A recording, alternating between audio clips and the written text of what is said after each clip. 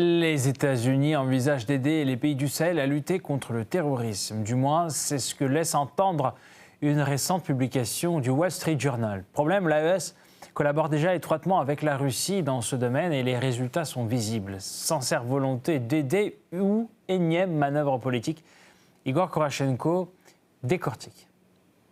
Le bâton n'a visiblement pas fonctionné. Les États-Unis changent de stratégie dans leurs relations avec les pays du Sahel. Plus de sanctions et de pressions qui n'ont rien donné. Washington sort désormais la carotte.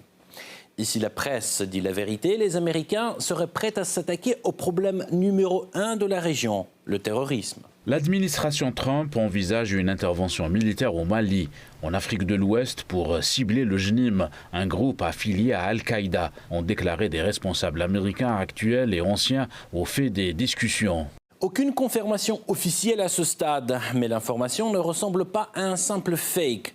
Ces derniers mois, les États-Unis ont multiplié les signaux d'ouverture envers l'AES. Fin février, le Trésor américain a rayé de la liste noire 3 responsables maliens, le ministre de la Défense, Sadio Camara, et 2 militaires, le général Alou Boy Diarra et Adama Bagayoko. Dans le même temps, un responsable du Bureau des affaires africaines au département d'État a visité les 3 pays du Sahel, Mali, Niger, Burkina Faso. Les États-Unis sont en train de redéfinir leurs relations avec l'Afrique en privilégiant des partenariats mutuellement bénéfiques plutôt que l'aide, la dépendance et la diffusion d'idéologies clivantes.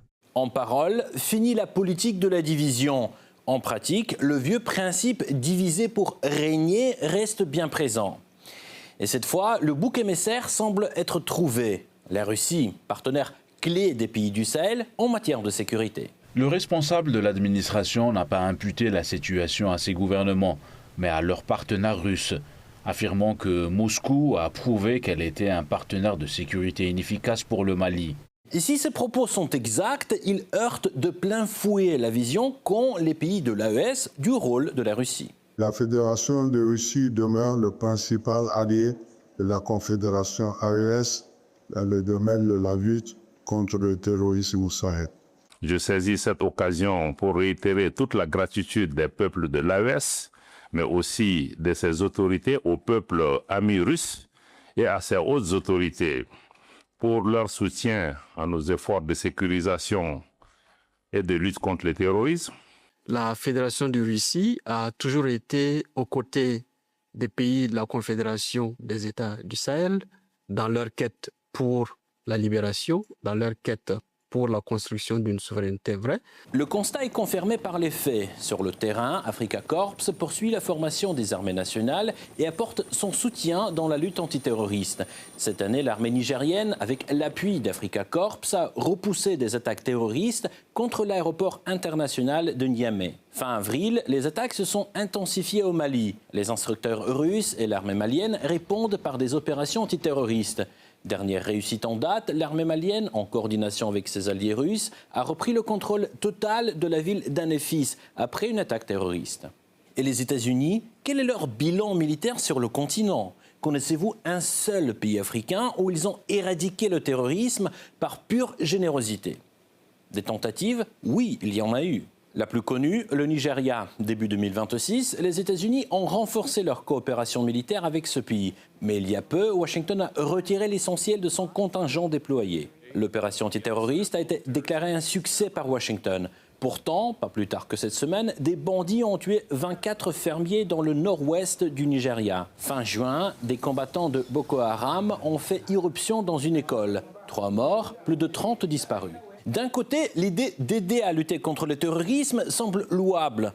Mais quelle est la finalité? Semer le chaos puis disparaître? À moins que les Américains aient vraiment décidé d'aider sincèrement. Mais jusqu'ici, aucun exemple concret ne vient justifier cette thèse. Peut-être que le terrorisme n'est qu'un prétexte pour des jeux politiques? Les États-Unis excellent dans cet art, tout le monde le sait. Mais l'AES en a-t-elle vraiment besoin?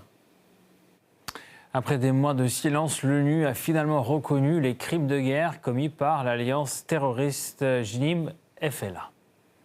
Le Haut-Commissariat des Nations Unies aux droits de l'homme a appelé à l'ouverture d'une enquête approfondie et indépendante sur les circonstances de l'attaque contre un convoi des forces armées maliennes le 18 juillet dans la zone de Tabrichat. Des images diffusées sur les réseaux sociaux montrent des assaillants tirer sur des soldats après leur reddition alors que ces derniers avaient les mains placées derrière la tête. Nous déplorons les actes de torture et les meurtres dont auraient été victimes des dizaines de soldats maliens qui s'étaient rendus aux mains des groupes armés du Front de libération de l'Azawad, dirigés par des Touaregs, et du Jamaat Nusrat al-Islam wal-Muslimin dans la région de Gao le 18 juillet. Tuer, torturer ou maltraiter des personnes hors de combat sont des crimes de guerre. Les groupes armés doivent arrêter de telles violations et empêcher qu'elles ne se reproduisent. Cependant, les exactions attribuées à la coalition JNIM-FLA ne visent pas uniquement les militaires. Selon des images diffusées il y a quelques jours depuis le nord du Mali, des combattants du Front de libération de l'Azawad auraient eu recours à la torture de civils, au viol de femmes et à l'expulsion d'habitants de leur foyer sur des critères ethniques. Parallèlement, à la mi-juillet, un représentant de ce groupe s'est exprimé à l'ONU sur la question des droits des peuples autochtones. Alors que le JNIM est classé comme organisation terroriste et considéré comme proche d'Al-Qaïda et de Daesh, le FLA, lui, ne fait toujours l'objet d'aucune sanction.